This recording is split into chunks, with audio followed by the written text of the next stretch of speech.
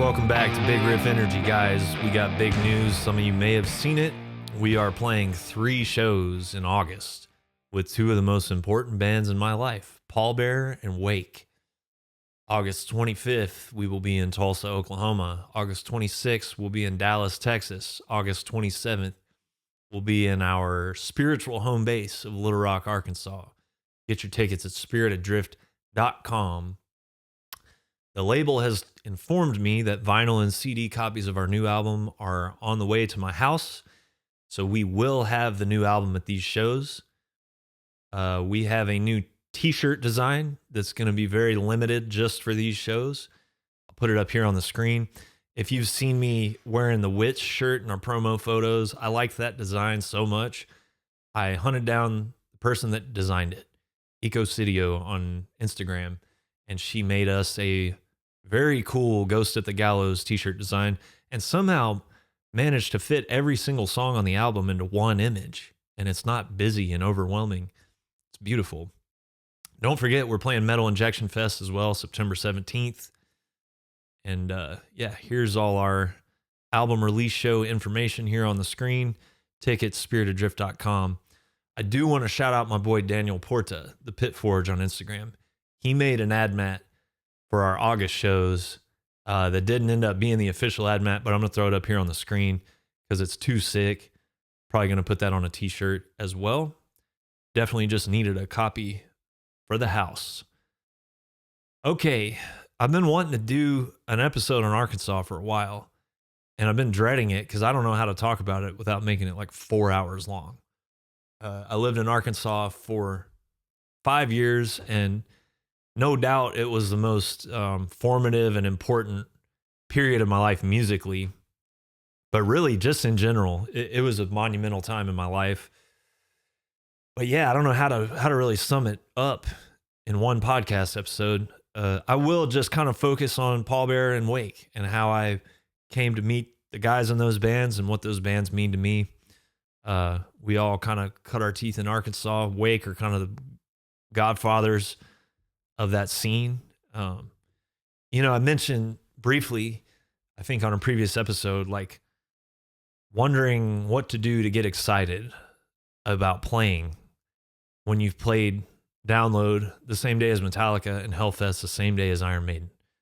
I wouldn't say I've been in like a funk about it, but just like, man, what is there that's exciting right now? Especially touring in the States, you know, I'm just like, I don't know. And then Mikey and I flew home from Europe together. You know, we rushed downtown to Oblivion Access Fest, caught the very tail end of Yob, caught up with Yob, caught up with Pallbearer, and me and Joe from Pallbearer were like, oh yeah, or Joe said, oh, those shows that we've been talking about with you guys in Rwake, I think they're going to happen. And I'm like, holy shit, because I had sort of heard rumblings about that. These shows, like playing with Rwake, we played with Pallbearer. That's still a big deal for me too. I love Pallbearer, but playing with Rwake is as important to me as playing with Iron Maiden or Metallica. And I'll explain why over the course of this episode. And I'll make it quick as I can, you know. I'll also be talking about the new Church of Misery album, which is incredible. And I got a bunch of fan mail and blow through at the end here, so stick around for that. I heard Rwake when I was still in high school, 2004 or 5 or so. I graduated in 06. I think that I heard about them because someone compared them to Mastodon. I got that first Mastodon record when it came out, and that was monumental for me musically, but also it was a gateway into more obscure underground stuff. High on Fire and Mastodon, you know, really got me into more underground stuff. And somebody somewhere compared Rwake to Mastodon. And this was in the downloading days, you know. I didn't have any way of figuring out how to buy a Rwake CD. So I downloaded an album called If You Walk Before You Crawl Before You Die. Didn't know anything about this band. Didn't know what they looked like. Didn't really know where they were from or anything. Just listened to that album and it totally blew my mind. I had never heard anything like it, and I still haven't heard anything like it.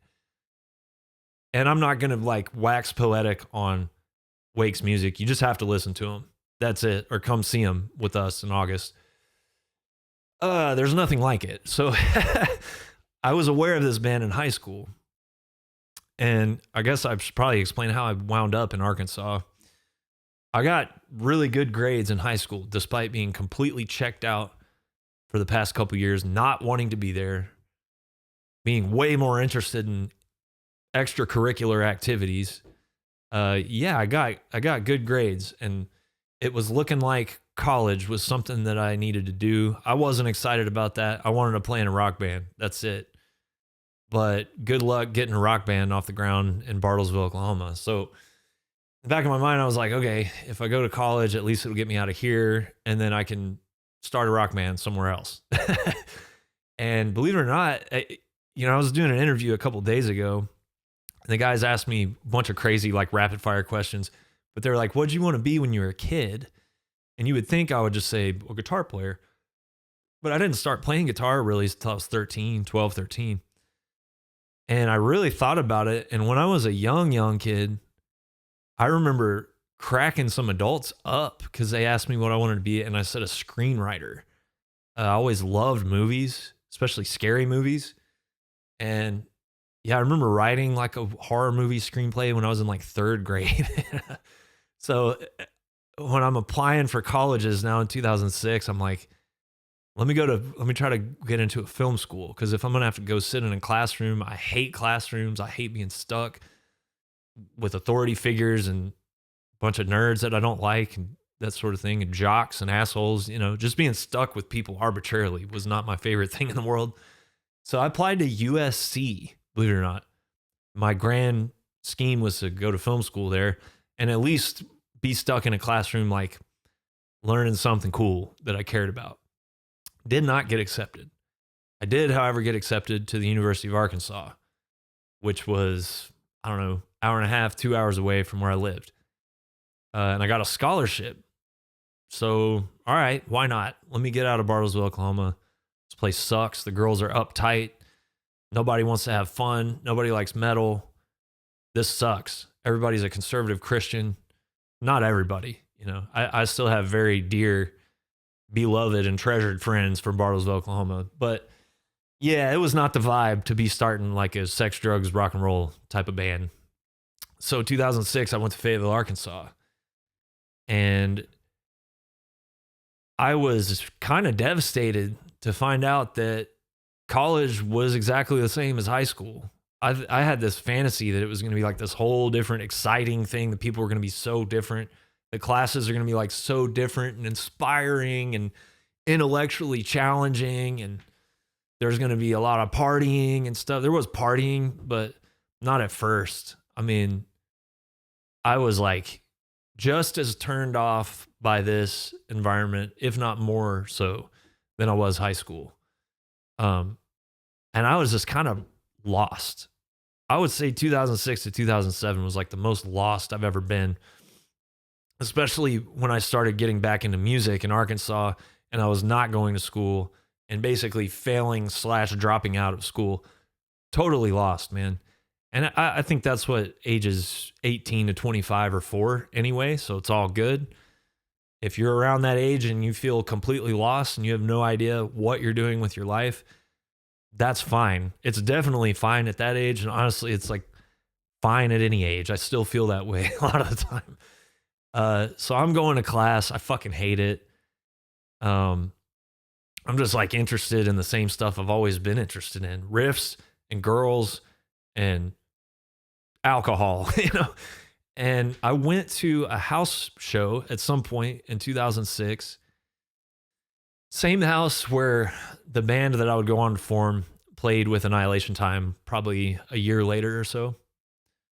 It was my friend Austin's house. It's kind of out, not super isolated or secluded, but a little bit. It's like on the outskirts of Fayetteville, Arkansas. And I show up and there's all these people kind of milling around. He had some land, and I see a dude with long hair and a beard. He looks cool. I'm like, hey man, what's up? Like, I heard you're going to the liquor store. Can you pick me up something? I'm 18. Like, yeah, what do you want? Me and this dude Stone are still like best buds to this day, man. Almost 20 years later.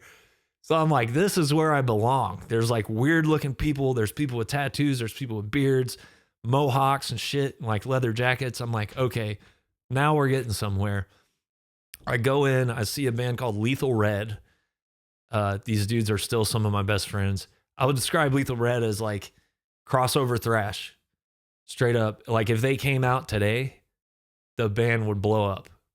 Like I've seen Power Trip, I've seen all that shit, and Lethal Red was like right there. They were a really good band, no bullshit.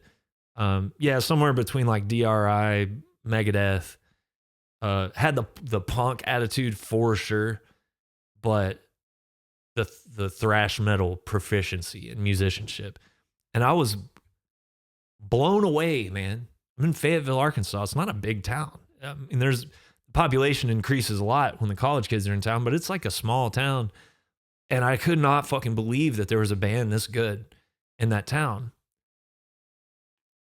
And then the next band plays, and they're called Dirt Mother. And they've got full stacks, Model Ts, Sun Model Ts, Gibson guitars, big ass backline, you know. I'd seen I Hate God a couple times already at this point in New Orleans. And this band, Dirt Mother, was like every bit as good. Every bit as good. And I still feel that way. Packed on this little tiny stage in my friend Austin's living room with Sun Model T full stacks and an Ampeg 810, and blew my head off, man. Some of the best riffs ever. The main dude, Todd, that writes the Dirt Mother riffs, I should have put him on my best riffers of all time list, because he might be. So after the show, I introduced myself to a few of these guys. I meet Dirt Mother's drummer, Adrian. Super nice guy, still one of my best friends. Oddly enough, we ended up living 5 minutes away from each other in Texas, 20 years later almost. But Adrian sort of introduced me to the rockers in the area, Northwest Arkansas, you know. Northwest Arkansas, the big towns are Fayetteville, that's where the college is. There's Bentonville, which is where Walmart is. And there's Rogers, which is kind of a more affordable place. So I meet all these dudes that play in bands and party, and like I feel way better. I feel way better about life. There was a lot of duality still. The kids I was going to college with didn't really super mingle with these slightly older, or, you know, some of these guys were like a whole generation older rockers. You know, those two worlds weren't really crossing at this point. They would later. But right now, I feel like I'm kind of living a double life, you know, but there's no question as to which one of these lives I like better. So eventually I sort of cherry pick members from this band Lethal Red and this band Dirt Mother and another dude, start my first band in Arkansas. And then I was all into music again. That's all I ever wanted to do, other than be a screenwriter when I was super young. But as soon as I had a band and as soon as I had a community of musicians, the college shit was over. It was just over. It wasn't for me, man. Yeah, at some point, I go to Little Rock, Arkansas. I think it must have been February 2007. And I see Torch in Little Rock, Arkansas. And I know it was February because I met Juan from Torch at the show in Little Rock. And we got to talking, and I somehow mentioned my birthday was in 2 days. And he was like, dude, we're playing Oklahoma City in 2 days. I'll put you on the list if you want to come out. So I did. I went, saw Torch in Little Rock, went back to Fayetteville, went to class the next day probably, and then went to Oklahoma City and saw Torch again. But it was that first day at Downtown Music that I met Reed Rayleigh from Wake. And I didn't know that this dude was in Wake when I met him. I had no idea. Somebody was playing Waylon Jennings over the PA after the show, and I've said something to the dude, and he said something to me, and I was like, oh, that guy's scary looking and cool looking. All right, I'm starting to get somewhere in Little Rock too, you know? So at some point after that, I'm not even sure yet whether or not I've figured out that Wake is from Arkansas. I can't remember, honestly. At some point, I see that they're playing Downtown Music. I didn't even know it was an album release show or anything like that. So I go back to Downtown Music for this Wake show, and a couple bands play, and these people start going on the stage, and it's just like a bunch of scary looking people moving gear and stuff, and it's like a guy fiddling around with the microphone. And yeah, these people look like a mix between like Hell's Angels, Manson Family, Texas Chainsaw Massacre, Sling Blade, Thin Lizzy, Skinnerd, just like wild looking folks. And they set everything up, and then I realized it's the band, and then they played. And this was the album release show for Voices of Omens. And the thing's a blur beyond that. They say they played every song from Voices of Omens, and that it's the only time they've done that. All I know is like, I had never experienced anything like that, and I still haven't. You know, Black Sabbath, they talk about their fifth member, the force that they are able to summon when the four of them combine their powers and they're on the top of their game, right? It's music and song and dance and ritual since the dawn of man has been used to either keep certain things at bay or summon things, right? All the way back to like tribal times. Depending on what the tribe needed at the time, they would use rhythm and music and voice and dance to summon forth these things that are way, way, way older than the human race, or like I said, to keep them at bay. And I mean, this sounds dramatic, but Wake is one of those bands that is tapped into whatever that is. And I experienced that at 18, 19 years old. And it changed my life, man. It changed my life. They were, from that moment, one of my all-time favorite bands, and they still are. And I don't really remember at what point we started becoming friends. I believe I talked to CT that night, possibly. And yeah, just probably nerded out on him. Embarrassed myself a little bit. But come to find out, Downtown Music, the venue in Little Rock, was owned and operated by these guys and a friend. I should say these guys and gal, because there's a gal in Wake too, Brittany. But so Downtown Music in Little Rock, Arkansas, any bands that were doing like the Mid-South touring circuit, you're familiar with Downtown. To me, the most legendary venue ever, just in my own personal experience. Yeah, the vibe was like Hell's Angels Club, Manson Family Gathering, Jim Jones, a little bit of that.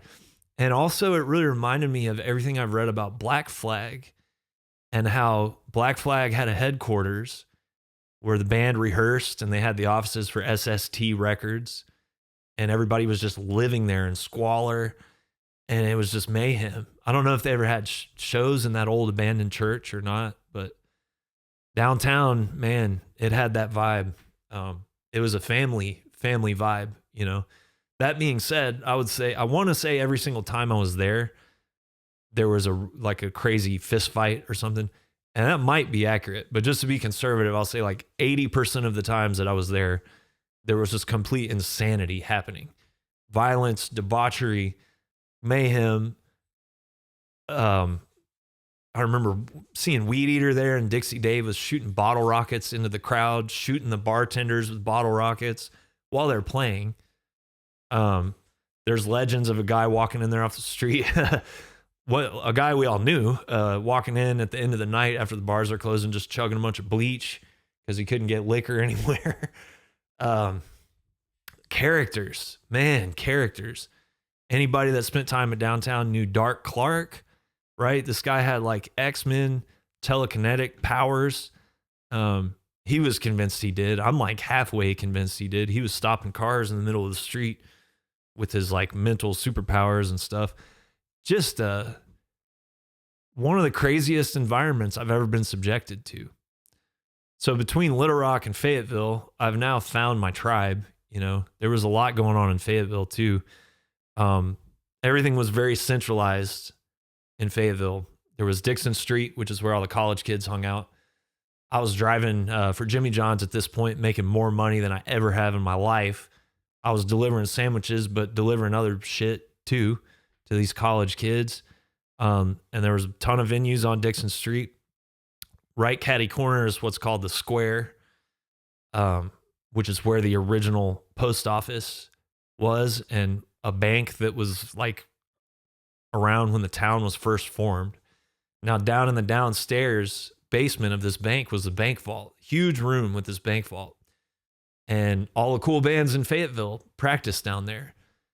Dirt Mother, there was a really great band called Auger that was math rock, instrumental, just chaos. My band practiced down there. So we were just always running into each other, man. Everybody lived within this 1 or 2 square mile radius of the campus, you know.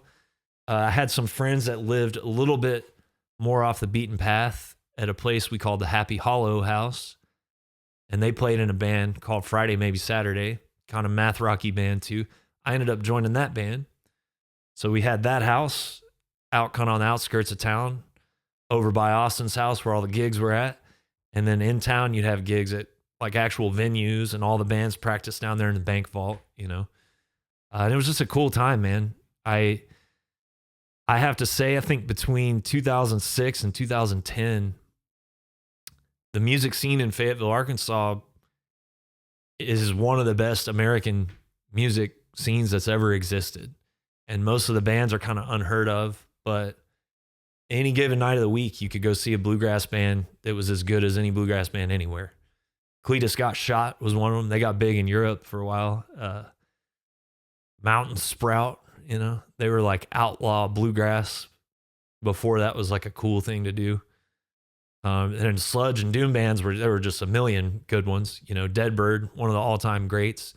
I played in a band for a while called Sinking South with a friend of mine named Tim, who actually co-wrote track number 2 on the very first Spirit Adrift EP. And Tim is now singing in Dirt Mother. So yeah, it was just, man. And then the college kids that I was like a freshman with, they started getting older and started going to shows, and they started doing bands. They started doing drugs and shit. And then the two worlds just kind of like got combined, you know. I was working full time all the time, playing in like 3 to 5 bands at any given moment.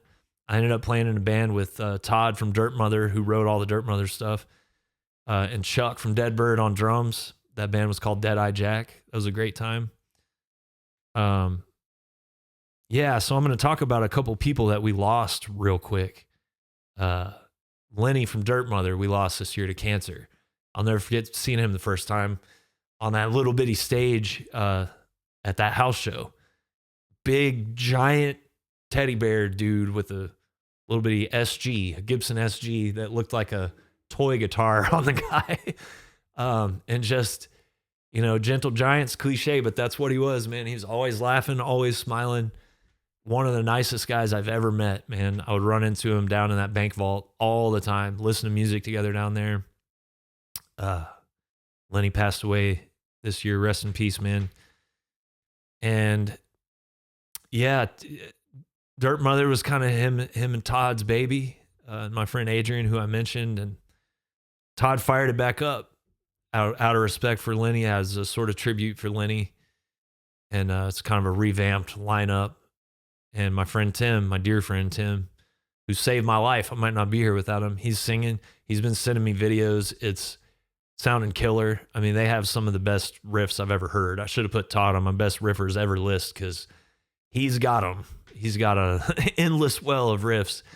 And yeah, I mean, these guys just inspired me so much and showed me how to play in bands and showed me how to write good songs and play good shows. Yeah, I joined that band Friday, maybe Saturday at some point over there at the Happy Hollow House. And that's the first band I started touring in. And I'll be damned if we didn't do this same bullshit circuit 15 times in a row, man. Like Kansas City, St. Louis, Lincoln. We went to Oshkosh, Wisconsin one time. That was the last time I ever smoked weed for like 3 years after that. Because they didn't even know we were playing. We show up to Oshkosh, Wisconsin, drank all day, and the bar owner at the show felt so bad that she made her husband come out, and it was her husband, and a homeless cross-eyed guy from North Carolina. That was our audience. And she smoked us out, and I don't even like weed. I never did like weed, but we had such a shitty / awesome time on that tour. I was like, whatever. And I remember the guys saying that we drove like 2 hours in the wrong direction to the capital of Wisconsin in the middle of the night. And then I didn't wake up until we were in St. Louis. I looked out the window and saw the arches and it was like I had hopped in a time machine. So, man, that band taught me how to tour. That band toughened me up because it was the 4 of us, no crew, and a lot of fucking around. And we didn't have a booking agent. You booked stuff through MySpace. We didn't have GPS. You had to like look up directions and print them off before you left and hope that they were right. You would show up to Oshkosh, Wisconsin, and the promoter doesn't exist anymore. They've like vanished off the face of the earth. And the owner of the club doesn't know that there's a show, right? So as tough as touring gets now, I look back on that and I'm just like, man, anything I'm going through on tour now ain't shit compared to cutting my teeth with these bands in Arkansas. So I mentioned meeting Tim. Tim and I sort of ran Fayetteville for a while. We played in this band Sinking South together. Really good sludge band. We didn't even know what death doom was at the time, but our drummer, he was a great drum dude named Rob Storms, man. Shout out Rob Storms, one of my best buds still.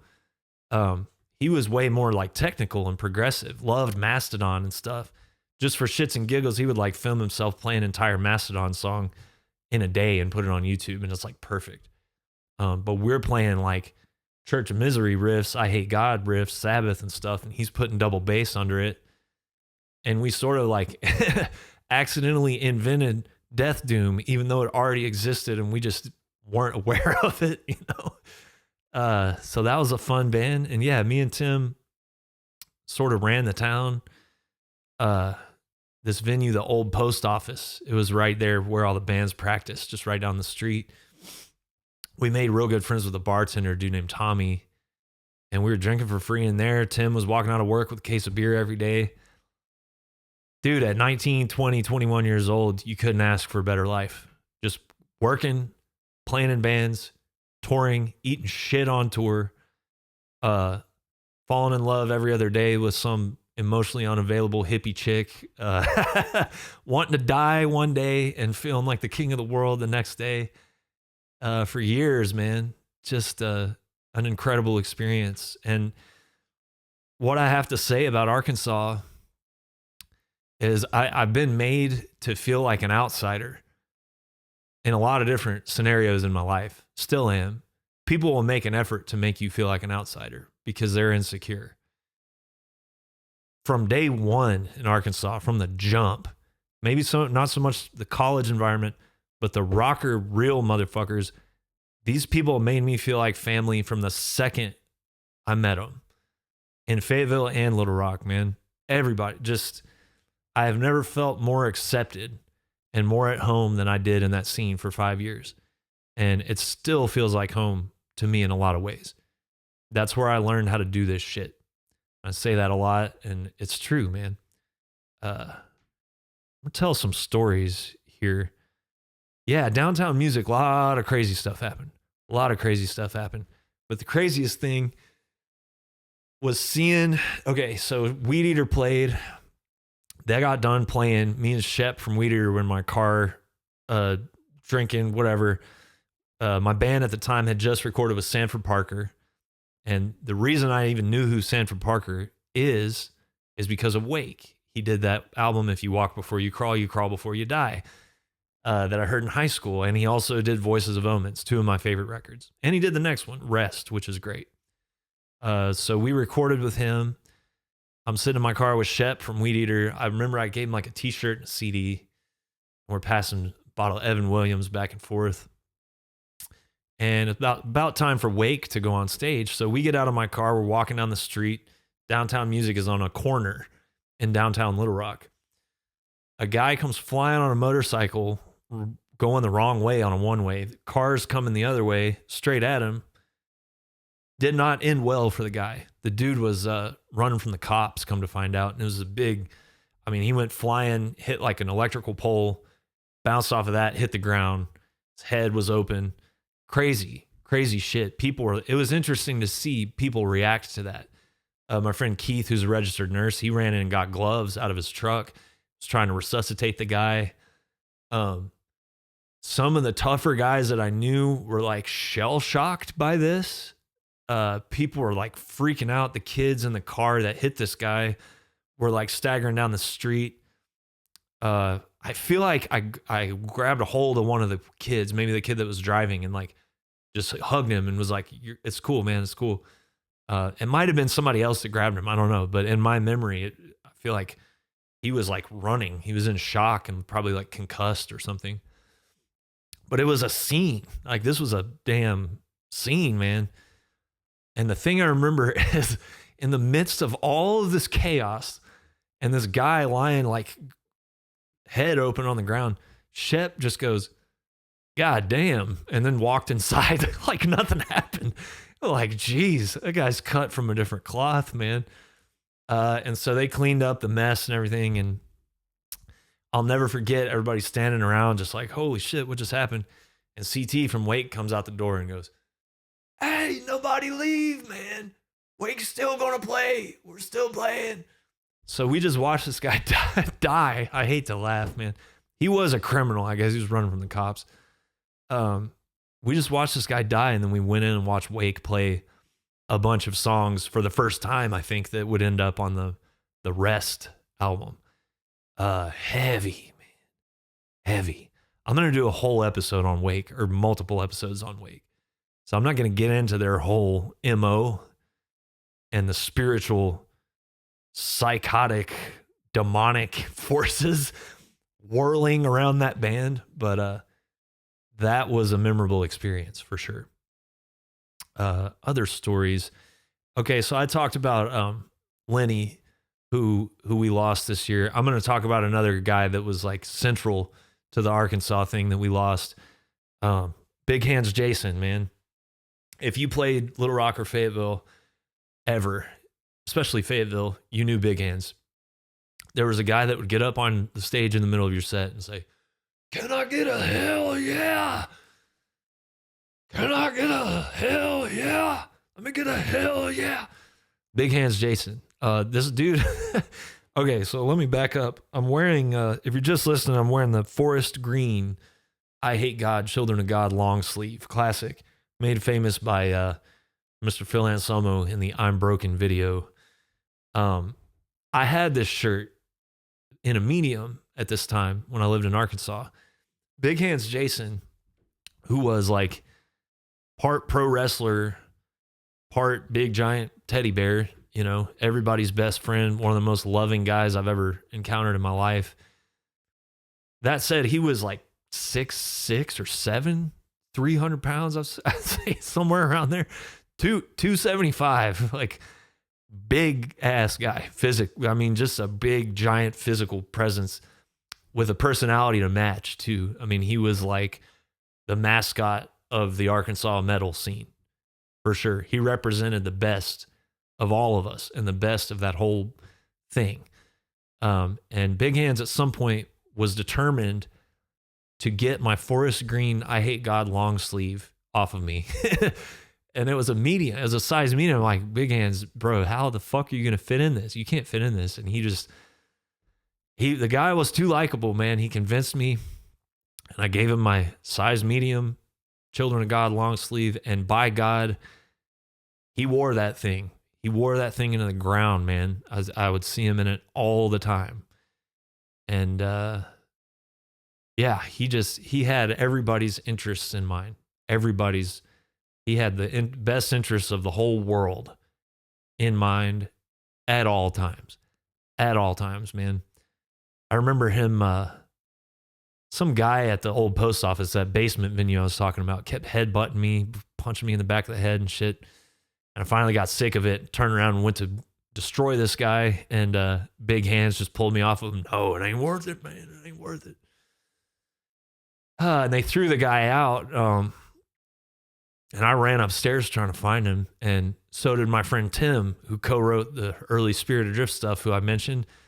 And the guy was apologizing to me and stuff, backpedaling down the street. And I just heard like, it was Tim in flip-flops running down the street. And he full sprint just punched this guy in the face. And the guy was like out on his feet, ran down the street screaming, "I'm sorry, sir." This is the kind of stuff that was going on every day, man. Every day. These were my best friends, you know, still some of my best friends. Inspirations musically and just, it was just fun. It was just fun. And, you know, rest in peace, Big Hands Jason, man. I'll never forget him. I'll never forget Lenny. And that's it. I just wanted to talk about those two guys. I met Brett from Pallbearer around this time as well, probably 2007 or 8. And I actually met Brett in Fayetteville, even though he's more of a Little Rock dude. Those Pallbearer guys were going to school in Conway. And I'm sure we were at like every show at Downtown Music together, unbeknownst to each other. But I would see Brett in Fayetteville occasionally. I think he was dating a girl up there. And we sort of gravitated to each other. We were both sort of quiet, I think, when we saw each other, because we would be at these like college kid, kind of nicer, quieter, more subdued college kid parties. So we weren't really like going ham the way that we would in the Downtown Music type of environment. I do remember him like shooting off fireworks at some point at some really boring party and getting in trouble for that. But yeah, we started hearing rumblings of this band Pallbearer. And I was living in Fayetteville at the time. I was in a new place because my bandmate and I were living in a duplex or just a shitty apartment. A duplex is way too fancy a word. We had an ice storm and a full-size oak tree fell through the roof of our apartment while we were both in it. And he was in his room, I was in the bathroom, and I heard, "Nate!" And I was like, "Bo!" Okay, we're both still alive. We walked to the living room, and there's literally like a full-size oak tree sitting in our living room. And if one of us had been in there, we'd be dead for sure. So narrowly dodged that. So we both just like moved out that day. I went spent some time during the ice storm at the Happy Hollow house. Chaos there, went sledding and stuff. But anyway, I ended up living in a house right around the corner from Chuck from Deadbird. And Chuck had a studio. Me and Tim's band, Sinking South, recorded some stuff there. And a bunch of other bands recorded there. Deadbird recorded there. Twilight Ritual. Great album. But we kept hearing these rumblings of this Pallbearer band. And this went on for like a year. These guys were working on this record for a long damn time. They were coming up on the weekends. And we all moved at a pretty slow pace back then because there was a lot of extracurricular activities that interfered in focus and work ethic and stuff like that. But I'll never forget the first time that Chuck from Deadbird played me some Pallbearer off the reel-to-reel tape. And I was just like blown away. I think he played me The Legend from the first album. And I remember asking, "Who the hell is that singing?" And he said, "Man, it's Brett." And I was like, "Brett who?" And he's like, "Brett Campbell." I'm like, that can't, there's no way. That guy's like kind of quiet. Shit, how could he possibly have a voice like that? But sure enough, it was my old buddy Brett singing. And I remember when that album came out, I was in Arizona at that time. Yeah, I left Arkansas in 2011, January 2011. So I was there for 5 years. I will tell the story of the last show at Downtown Music that I went to. In typical fashion, a bunch of shit went down. Crowbar was playing Downtown Music. What had been December 2010 or December 2010 for sure. Well, my last show in Fayetteville that I played was December 2010 with I Hate God. I was in a really cool band then called the Arrowhead Project, 3-piece, kind of wino worship stuff, but one of the better bands I've been in. And we played with I Hate God. And another band that Chuck from Deadbird and Big Hands were in called Story of the Eye. You see how incestuous this thing is, man. Just really a family, you know. But my last show at Downtown was Crowbar. And this ties into the hardcore episode. There was one guy being an asshole, knocking into women, small women, trying to take pictures of Crowbar and stuff. Nobody's moshing. It's like, you know, the environment at that show was we're all going to drink and smoke weed and watch Crowbar, right? And this dude single-handedly is like ruining the whole experience for everybody. He keeps smashing into people, spilling beer all over everybody. And he's getting warned, you know, Downtown's like a family atmosphere. The people in Wake like run the shit. And the people that play there, and it's a family, and nobody knows this fool. And he's fucking up the vibe. And he kept hitting my girlfriend at the time, who was tiny, and smashing into me, which I didn't care about as much, but I grabbed him a couple times and was like, dude, cut this shit out, blah, blah, blah, whatever. And he wouldn't stop. And I grabbed him. I said, if you bump into us one more time, I'm kicking your fucking ass. I haven't been in a physical confrontation in like almost 6 years, I think. No, longer than that, 8 years or something. But every one I've been in has been, the lead into it has been like that. Like somebody that really deserves it. And I warn them and they don't stop. And I told the guy that, and I guess he thought I was kidding or something. He headbutted me and for whatever reason turned around. So I grabbed him, was choking him, started going out, but like 3 of his friends were running at me.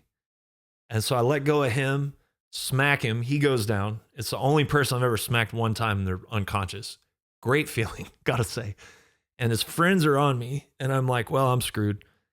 Friends get pulled off of me, and there's CT and Reed from Wake grabbing his friends and pulling them off of me. And I got out of that with just a little scratch on my lip. So, I mean, that was the perfect send-off for me personally, the last show at Downtown Music. Actually, I think I saw a show after that. I saw one of the Mutants of the Monster Fest with Deadbird. But that was my last show as an Arkansas resident. And it couldn't have been more perfect. And I mean, it's a kind of fun story. I'm not trying to show off like a fight story. The thing is like the family thing with these people. We just had each other's backs. We loved each other, still do, looked out for each other, you know? So yeah, I remember moving to Arizona, hearing the Pallbearer record when it came out, 2012. My band at the time did a tour in 2012. This is when I was halfway convinced the world was ending, so I was going as hard as I could. We were on tour. We went to Austin to try to get on some South by Southwest shows. Hadn't been sleeping, been partying a lot. And I went in a bar downtown in Austin, and I remember they had like red booth seats, and I am fried. I'm shot. I feel like shit.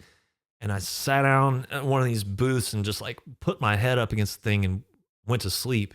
Next thing I know, this giant bouncer is like poking me very hard. He's like, you cannot pass out in here. And I'm like, God damn it. Okay. I get up, I go to the bar. We don't have anywhere to go, man. This is like punk rock shit, right? So I go to the bar and I do the high school trick where I'm sitting at the bar. I put my elbow on the bar and put my face in my hand. And I go to sleep again. And the guy this time is very pissed off and grabs me from behind. Literally, it's the only time I've ever been physically thrown out of somewhere.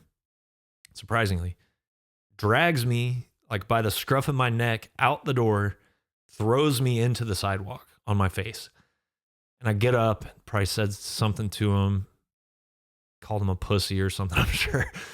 But I'm there on the sidewalk in Austin. I turn to my left and I see Pallbearer loading a bunch of gear into the bar next door. And we had no idea they were playing there. And I'm like, hey guys. They're like, hey, what the fuck are you doing? I'm like, what are you doing? And they're like, we're playing a show. So I went and saw Pallbearer and I just kind of followed them around that weekend. We made a whole big weekend out of that. And shit was rowdy back then, man. I remember Joe and Brett got in a tussle in a cemetery, if you can believe that. I can't believe that didn't happen during the meme era, because that's a perfect doom metal meme. those two wrestling each other in the middle of a damn cemetery. Bunch of knuckleheads, but that South by Southwest experience was completely epic. I broke my ribs, like stage diving 1,000 times to Andrew WK and off. Saw High on Fire and Black Breath and all this shit. Me and Joe really bonded. I didn't really know Joe all that well up until then. And he liked the chaos vibe he was seeing so much that he asked if I would go on tour with him. So I did. And I've been touring off and on, whether playing with them or just driving them or whatever. I've toured off and on with Pallbearer since then, since 2012. First real legit tour they did. It's a stretch to say I was a tour manager, but I was the ambassador of like chaos vibes, I think would be a much better descriptor. And later toured with them, you know, and they mentioned it in the post announcing these shows in August. Got to sing with them when Brett's voice went out, man. That was on the Heartless tour. They just texted me one morning. Gatecreeper was on tour with Pallbearer. They texted me like, Brett doesn't think he can sing tonight. You want to try it? I was like, sure. And I knew most of the stuff, but Heartless had just came out. So I'm like listening to it and Googling lyrics and shit just in the back of the van. Pulled it off. And interestingly enough, another small worlder, my buddy John, who plays drums for Uncle Acid and the Red Chord and played for a minute my favorite band, Behemoth. He told me he's seen Pallbearer one time, and it was in Pittsburgh with me on vocals. Said it was great. I don't know about that, but it was fun. I know that for sure. So you're starting to see why this is such a big deal to me. Where do we go after playing Hellfest and Download, doing all this rad shit? This is where we go. This is just as big a deal to me. I'm psyched about it. I hope to meet some of y'all. I can't say y'all. Hope to meet some of y'all in Tulsa, Dallas, and Little Rock. Do not miss it, man. Wake's one of the best bands ever. Pallbearer is one of the best bands ever. And we're putting out a new album, so that's fun. I think that's it, man, for the Arkansas stuff. So I'll get to fan mail. Can't believe I got it down. I'm sure I missed a ton of stuff. I'll have to do another Arkansas episode. Kyle Snowpants, big fan of Spirit Adrift since discovering you guys around 2019. You're one of my favorite current bands and songwriters. I was at both Pittsburgh shows, COC and Midnight. Got to talk to you a bit at the merch table at midnight. I was wondering how you go about writing a song. Been playing for years, and my mind just seems to go blank, or I realize what I'm coming up with ends up sounding exactly like another song. Also, do you do any lessons by chance? Kyle, some guy asked me last episode those exact same two questions. I think I am going to start doing Zoom guitar lessons. Shoot me an email for rates and availability. Why the hell not? I did touch upon how to write songs, and the answer is, I don't know. Just keep trying. Just keep trying. Usually the best ideas come subconsciously when you're doing something else, taking a shower, going for a walk, something like that. But dude, if I knew, I would tell you. Tony, Fast and Bulbous, man. So Fast and Bulbous started off as a zine, and it's now a web zine. It's been around since 1995, and they've been supporting us and writing about us for a long time. Tony, I apologize. Your emails were going to spam for some reason. I don't know why, but I just saw him. So I just want to shout out Tony. He moved nearby to Texas recently, and he recommended a book, Heavy, not heavy, heavy, and then the punctuation, How Metal Changes the Way We See the World by Dan Franklin. I'll have to check that out. Sounds pretty cool. Good to hear from you, Tony. Marty Dad Riffs. We got hella nicknames on this. Marty says, I binged every episode of the show in a week. Saw the Greatest Riff Writers episode and it was on. Great show. Marty says a bunch of stuff. The show has elevated me from a casual listener of Spirit Adrift to a full-blown fan. Currently tracking down vinyl and all. Hearing about the making of each album really gave me a deeper connection. The evolution between releases is killer. Love that you are pushing to outdo yourself both instrumentally and vocally. Thanks, man. I should have just skipped all that. Sorry. Now for a question. When writing vocals, do you typically come up with lyrics first or melody, or is it an all-at-once sort of process? Thanks for taking the time, and thanks for keeping the torch lit. Hope to see you in Salt Lake soon. A lot of times I'll write vocal melodies to the music first, or I'll just hear it, like it'll just sort of be obvious what to sing. If you're doing a good job at writing a song, you are allowing space for there to be an additional instrument there amongst the guitars and bass and drums, that instrument being the human voice. So you can kind of see where a counter melody could fit in or a counter rhythm could fit in. The more you do it, the more natural it becomes. That being said, sometimes a cool phrase will enter my mind, or I'll hear a cool phrase that really hits me, and I'll write it down and save it, and then somehow turn that into a lyric. And that, you know, sometimes you have to cut down syllables or add syllables or rework things in order to fit with a melody that is cool and catchy and powerful. So yeah, usually melody first, but not always. Sometimes I'll just have words sitting around that I later put to a melody. Eric, you talked about Opeth. I'm a huge Opeth fan. One of those bands that I listened to nonstop for years. Still Life and Deliverance records are hard to beat. Here's Eric and Ackerfeld. Mikey, Michael. I don't know how to say it. Opeth, 2008. Your last comments about making a promise to yourself to continue pursuing making metal music really hit home. I made the same promise to myself. I wish I went harder with it when I was younger. I'm going to be 35 in October. I'm married, got a 2-year-old, another little one on the way. Full-time job, but I swore to myself I would never stop. My band is steadily playing shows, and we will be working on our first full-length next year. Never give up. Man, yeah, never give up. Just don't stop. There's no such thing as like the right time to do it. You know, when I was dropping out of college at age 18, this is oddly enough on the subject I just talked about. I felt lost. I felt like a lot of shame about that. And I felt very terrified and paralyzed by the future. But looking back on it, I'm glad that I got an education in how to tour and how to like write cool music and toughen myself up for the perils of playing in a rock band, you know. But at the time, I felt like I was fucking it up. So even if you feel like you're fucking it up at age 35, you're not. You know, there's no manual for being a human, right? This is really weird because Eric talks about Coulter Wall. I'm not kidding here. This is bizarre. The Wake shows have opened up some kind of portal. Eric mentioned Coulter Wall. Eli from Arkansas, who's right up in the mix of all this shit I've been talking about, asked about Coulter Wall. Actually, I might have just put a line break in there in the wrong spot. But either way, I'd like to think that happened. Yeah, Eli's asking about Coulter Wall. He says, I listened to him on a podcast the other day called Hippies and Cowboys. Listening to him talk about music and his influences sounded identical to you on the same topic.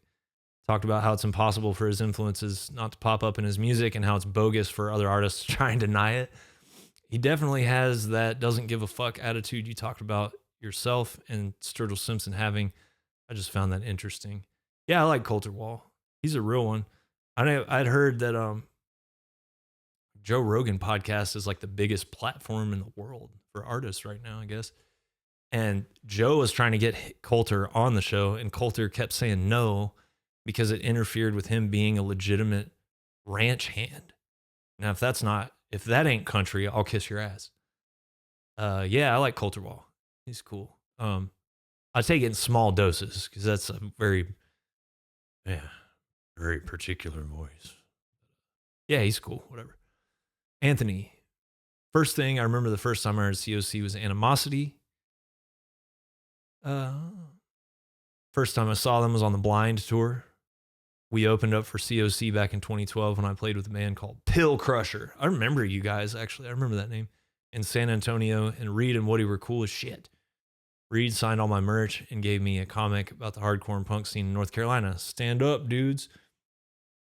Talks about Van Halen, Fair Warning. I'm not the hugest Van Halen fan, the band. I love Eddie Van Halen, but that is my favorite Van Halen album. Here's Anthony's Thin Lizzy trivia question, and no cheating. Can you name all the guitar players that played in Thin Lizzy? I'm going to tell you, ironically enough, I cannot because I don't know the first guy's name. I think I can name everybody other than him, probably. I mean, Snowy White was in the band. Sykes, John Sykes, Gary Moore. My two favorites, Scott Gorham and Brian Robertson. I think there's probably a couple other guys, but I don't know the first guy's name when they were a one guitar band because I'm not super into that early shit. I like Whiskey in the Jar, but would have been cooler being played by Scott Gorham and Brian Robertson. So I apologize to the original guitar player of Thin Lizzy for not knowing your damn name. I'm a poser. I want to shout out Michael Martinez from New York, who comes and sees us front row every time we're in New York.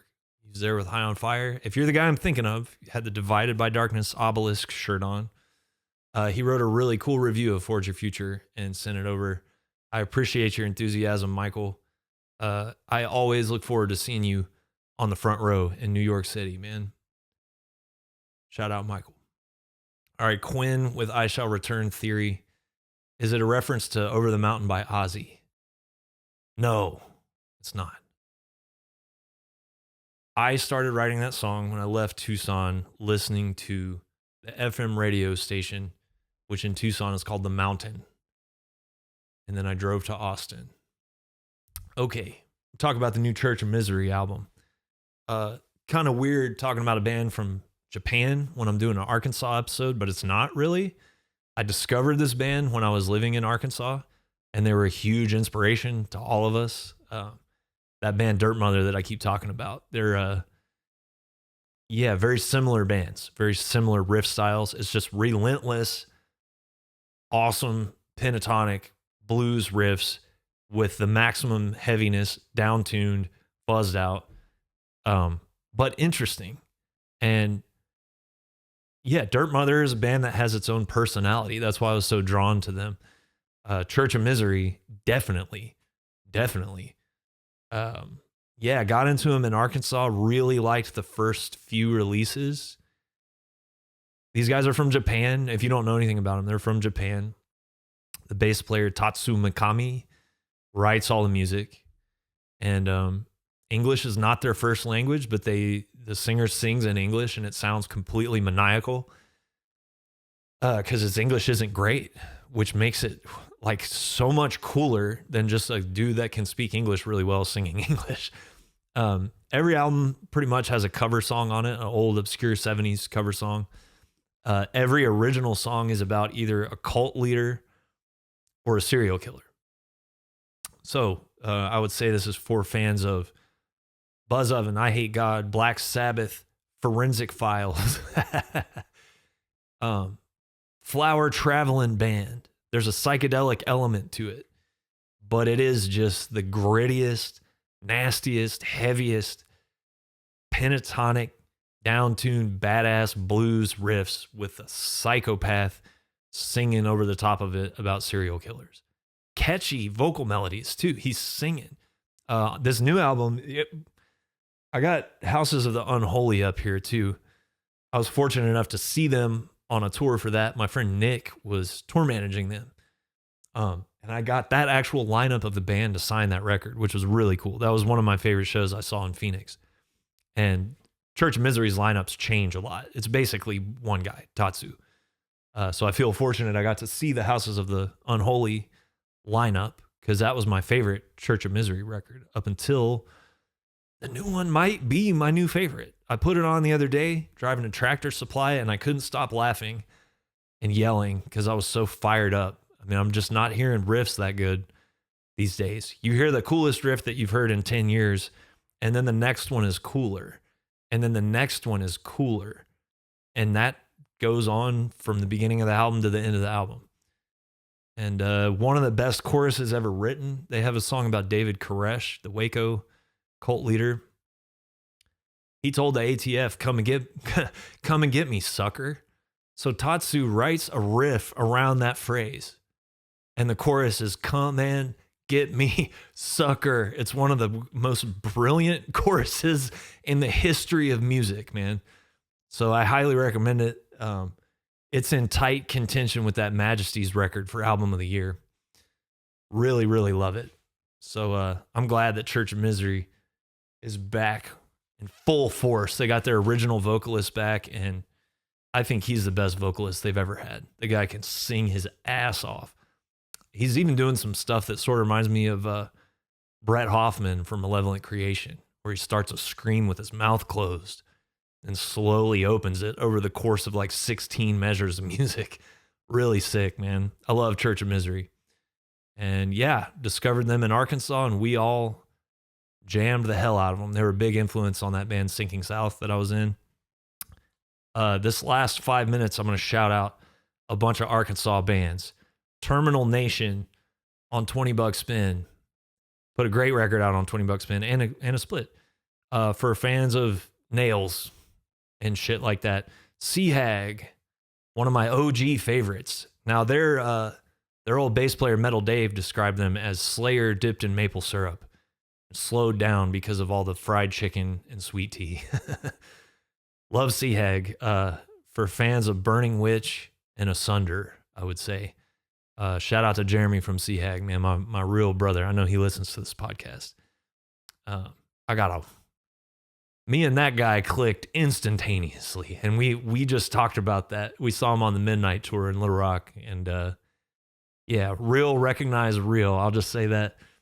Dirt Mother. I've been talking about Dirt Mother. For fans of Church of Misery, Bongzilla, I Hate God, Sabbath. Anybody remember Sofa King Killer? Sofa King Killer? Yeah. That's old school. Mudlong, dude. For fans of Warhorse and Weed Eater. That's Todd from Dirt Mother, who I keep talking about. My friend Andy, who was in a couple of my bands. My friend Austin, who had the show house, and Harv, who is now also in Dirt Mother. Incestuous, man, I'm telling you. Deadbird, right? For fans of Neurosis, Crowbar, Sunny Day Real Estate. His Hero Is Gone. For fans of Sunny Day Real Estate, really? Yeah. Yeah, it's in there. It's in there. Check out the album Twilight Ritual by Deadbird. John Baisley artwork. Obviously, Pallbearer. For fans of Sad Doom, it's what Saint Vitus meets King Crimson. I love the first album. It was hit me like a ton of bricks when it came out. I got memories with that one. But I also have a soft spot for Heartless because I was on that tour with them. Got to sing some of those songs with them. Check out Heartless. And Wake, if you're going to listen to them, check out Voices of Omens. If you walk before you crawl before you die, and Rest. And they've been working on a new album. Hopefully one day that will see the light of day. Man, I have forgotten hours and hours and hours of good Arkansas material, but I'll just have to start getting some guests on here and rehashing some of that shit with the people who are there to experience it. I love Arkansas. I can't wait to play with these two bands in August. Can't wait for our new record to come out. It's meant to be. Where do you go from playing Download and Hellfest with two of your all-time favorite bands? You go to Arkansas, baby. All right, see you next time.